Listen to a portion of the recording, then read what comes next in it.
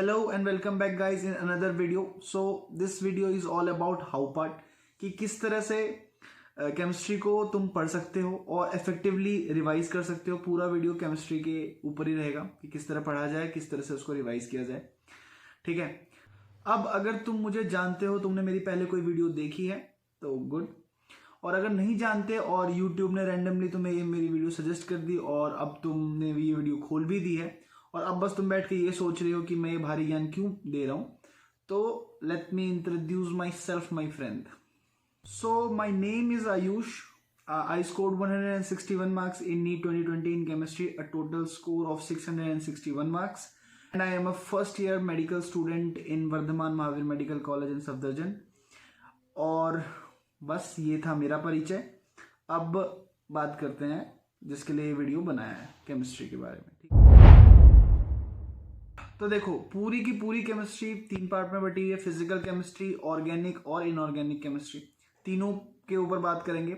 सबसे पहले बात करते हैं कि फिजिकल केमिस्ट्री के बारे में। ठीक है, अब देखो physical chemistry is the easiest among all the 3 part. ऐसा बहुत सारे बच्चों को लगता है और ये सच भी है, क्योंकि फिजिकल केमिस्ट्री बहुत ही रैपिड रिविजन्स नहीं मांगता। मतलब एक बार तुमने कर लिया है, उसके अलावा तुम अब 10 दिन 15 दिन के बाद फिर वो चैप्टर रिवाइज करो। 15 दिन का गैप आराम से दो, कोई दिक्कत नहीं है, तो काफी सही है। और इसका जो मेरे हिसाब से मुझे लगता है कि सबसे सही तरीका है, जो मैंने फिजिक्स के लिए भी कहा था, वही है कि तुम एक बार चीजों को पढ़ो लेकिन कॉन्सेप्ट समझ के पढ़ो। बिना कॉन्सेप्ट के चीजें रटने मत लग जाओ। फॉर्मूले तुम रट रहे हो, बिल्कुल ही तुमने रट दिए हैं, कोई फायदा नहीं है। रटोगे 4 दिन में भूल जाओगे। देखो रटने में और कॉन्सेप्ट समझ के पढ़ने में क्या फर्क आ जाता है वो तुम्हें एक एग्जांपल से समझाता हूं मैं।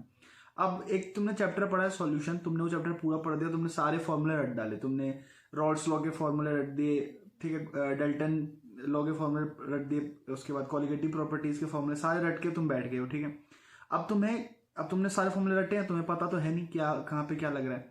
अब सोच लो एक क्वेश्चन आया तुम्हारे सामने जिसमें रॉल्स लॉ पे क्वेश्चन है, जिसमें 2 लिक्विड दिया हुआ है। एक लिक्विड का तुम्हें मोल फ्रैक्शन दे रखा है और तुम्हें पूछा हुआ है उन दोनों लिक्विड के वेपर प्रेशर दे रखे हैं प्योर स्टेट में, और तुमसे टोटल प्रेशर पूछा हुआ है। एक लिक्विड का सिर्फ तुम्हें वो दे रखा है मोल फ्रैक्शन।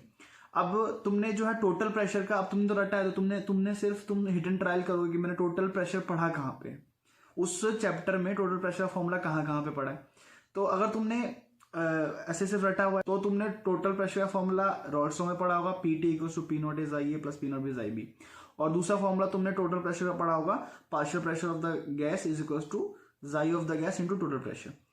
अब तुम क्या करोगे, यहाँ पे कंफ्यूज होगे। तुम देखोगे कि अरे, फिर तुम्हें ये नहीं दिखेगा कि वो जो xi जो मोल फ्रैक्शन दे रखा है वो लिक्विड का दे रखा है। तुम वहां पे कंफ्यूज होगे, तुम्हें लगेगा अरे एक xi दे रखा है यहाँ पे, चलो xi मिल गया मुझे और टोटल प्रेशर आ जाएगा, बस अब गैस का है ही नहीं इसमें। तुम्हें ये बिल्कुल नहीं दिखेगा कि वो रॉल्स लॉ का कॉन्सेप्ट है, रॉल्स लॉ लगना है, वो xi जो है वो लिक्विड का है। बिल्कुल कंफ्यूज हो जाओगे क्योंकि तुमने रटी नहीं है चीजें, सब ऊपर से जाएगा। तुम फिर बस कहोगे कि यार पढ़ के तो गया था फॉर्मूला, आंसर नहीं निकला, वो दे ही नहीं रखा, क्वेश्चन इनकम्प्लीट है, ये कहोगे। तो ये फर्क आता है कि तुमने सिर्फ रट ली है चीजें या सही में कॉन्सेप्ट पढ़ा है। अब अगर तुम्हें एक xi भी दे रखा है लिक्विड का, तुम दूसरा xi निकाल सकते हो, 1 - वाला xi करके तुम दूसरे xi पे पहुंच जाओगे, दूसरे लिक्विड का जो मोल फ्रैक्शन है। तो ये अगर ये तभी आएगा जब तुमने कॉन्सेप्ट समझ के पढ़ा होगा, ब्लाइंडली रटा नहीं होगा। तुम्हें क्वेश्चन देखते ही अगर टोटल प्रेशर पूछा तो तुम देखते ही ये ना सोचने लग जाओ कि फटाफट टोटल प्रेशर के कौन कौन से फॉर्मूले थे वो मैं हिट एंड ट्रायल लगाने स्टार्ट कर दूं, ये काम नहीं आएगा। तो ये फर्क आ जाएगा रटने में और समझ के पढ़ने में। तो फिजिकल केमिस्ट्री में NCERT पढ़ने की कोई ज्यादा जरूरत है नहीं। हाँ, अगर तुम्हें लगता है कि तुम काफी इंटेलिजेंट हो, बहुत वक्त है तुम्हारे पास, तो तुम NCERT रीड कर सकते हो। लेकिन मेरा ऐसा मानना है कि नोट्स और फॉर्मूलाज पढ़ के अच्छे से कॉन्सेप्ट वाइज तुम चीजों को पढ़ो, फॉर्मूलाज पढ़ो, वो काफी है एक अच्छा स्कोर दिलाने के लिए। अब बात कर लेते हैं ऑर्गेनिक और इनऑर्गेनिक। ये दोनों ऐसे पार्ट है ना जो बिल्कुल लास्ट मूवमेंट तक कहते हैं कि रिवीजन चाहिए ही चाहिए, रिवीजन मांगते हैं ये लास्ट मूवमेंट तक। कल तुम्हारा नीट है ना, तो तुम्हें आज भी इसको रिवाइज करना है। ठीक है, और इसके लिए पढ़े कहाँ से, तो इसमें NCERT से बाहर कहीं नहीं जाना। मतलब NCERT के अलावा कुछ मत पढ़ो, ऑर्गेनिक इनऑर्गेनिक दोनों में। ठीक है, देखो इनऑर्गेनिक और ऑर्गेनिक में मेरा अप्रोच ऐसा था कि मैं डेली 1 घंटा देता था ऑर्गेनिक को, 1 घंटा इनऑर्गेनिक को, बिना प्रोक्रास्टिनेटिंग के। बिल्कुल भी चीजें टालो मत। और देखो ये कैसे होता है ये। अब देखो अगर इनऑर्गेनिक का कोई एक चैप्टर 6 पेजेस का है मान लो, तो मैंने 1 घंटा दिया उसको और 2 पेजेस मैंने पढ़े और उसको याद भी कर लिया, ठीक है। अब अगले दिन मैं 1 घंटा फिर पढ़ूंगा, लेकिन उस 1 घंटे में से सिर्फ 45 मिनट अब बाद के 2 पेज पढ़ूंगा, 15 मिनट मैं सिर्फ गो थ्रू होऊंगा, जो कल मैंने पेजेस पढ़े थे 2, उससे बस गो थ्रू होकर चीज़ों को रिवाइज करूंगा। अब उसके अगले दिन फिर जो बचे हुए लास्ट के 2 पेजेस हैं वो पढ़ूंगा और 4 पेजेस 45 मिनट में वो खत्म करूंगा और 15 मिनट में जो 4 पेजेस हैं उसके गो थ्रू होऊंगा, ठीक है। इस तरह क्या होगा कि जब मेरा चैप्टर खत्म होगा तो जो पहले के 2 पेजेस थे उसके 2 या 3 रिविजन्स लग चुके होंगे मेरे अब तक। ये मेरा अप्रोच था। अब मानो तुम्हारा ये चैप्टर खत्म हो जाता है और तुम किसी दूसरे चैप्टर पे पहुंच जाते हो और अब तुमने 2 पेजेस या 3 पेजेस पढ़ लिए 45 मिनट लगा के। 15 मिनट बस एक काम करो, जो तुमने पहले चैप्टर पढ़ रखा है कोई भी, उसको उठाओ और बस गो थ्रू हो जाओ। तो ऐसे करते करते तो कई टाइम ऐसा होगा कि मल्टीपल टाइम्स तुम्हारा रिवीजन हो जाएगा। एट द एंड तुम्हें ऐसा लगेगा कि कई बार पढ़ चुका हूँ चीज़ों को, चीज़ें याद, मतलब तुम बस पेज खोलोगे तुम्हें पता होगा कि इसके बाद ये है, इसके बाद ये है, ये वैल्यूज है।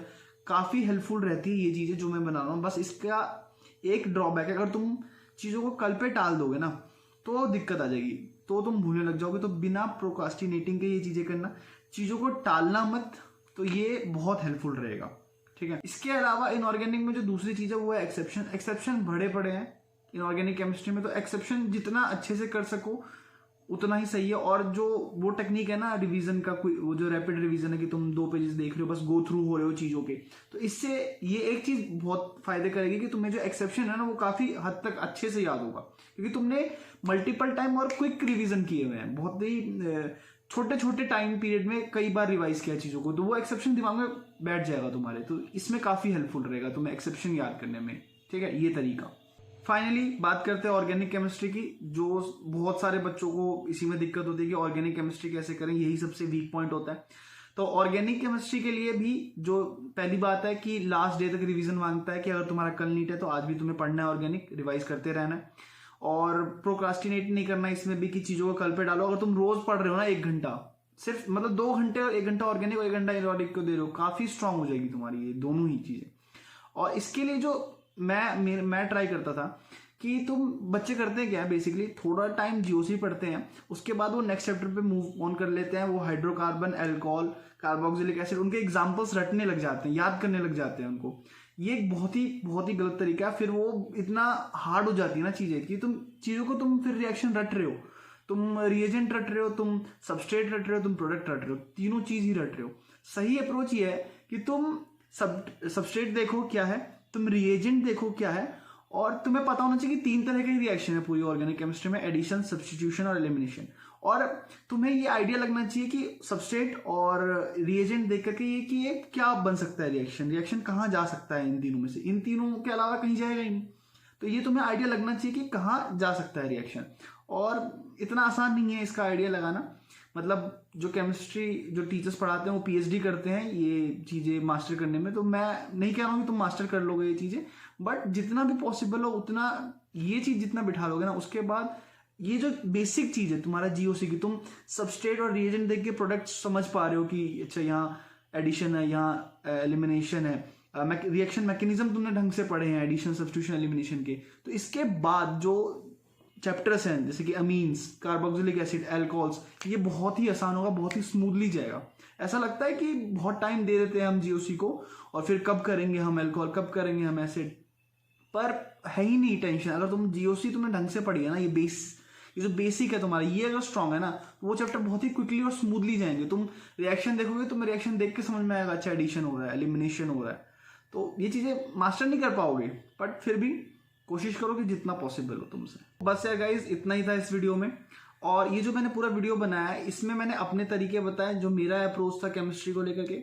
हो सकता है तुम्हारा कुछ और अप्रोच हो जो तुम्हें रिजल्ट दे रहा हो, तो मैं ये बिल्कुल भी नहीं कह रहा हूँ कि तुम अपने अप्रोच को बिल्कुल साइड में करो और तुम मेरा अप्रोच करोगे फॉलो तभी तुम्हारे 160+ आएंगे। ऐसा बिल्कुल भी नहीं है। हो सकता है ये जो तरीके मेरे लिए काम करें तुम्हारे लिए बिल्कुल भी ना करें। तो अगर मैंने ये वीडियो बनाया इसलिए कि मान लो तुम्हें थोड़ी बहुत कहीं दिक्कत आ रही है, इनऑर्गेनिक तुमसे नहीं पढ़ा जा रहा है, तुम बहुत ही टेंशन में आ जा रहे हो कि स्ट्रेस हो रहा है कि यार इतनी चीज़ें कैसे कवर करना है और तुम्हें समझ नहीं आ रहा है, तो ये 1 घंटे वाला तरीका डेली का ये दे के देखो, काफ़ी हेल्पफुल रहेगा। ठीक है, बस यही इतना ही था इस वीडियो में। वीडियो अच्छी लगी हो तो लाइक करना यार। ठीक है, चलो बाय बाय, ध्यान रखो अपना।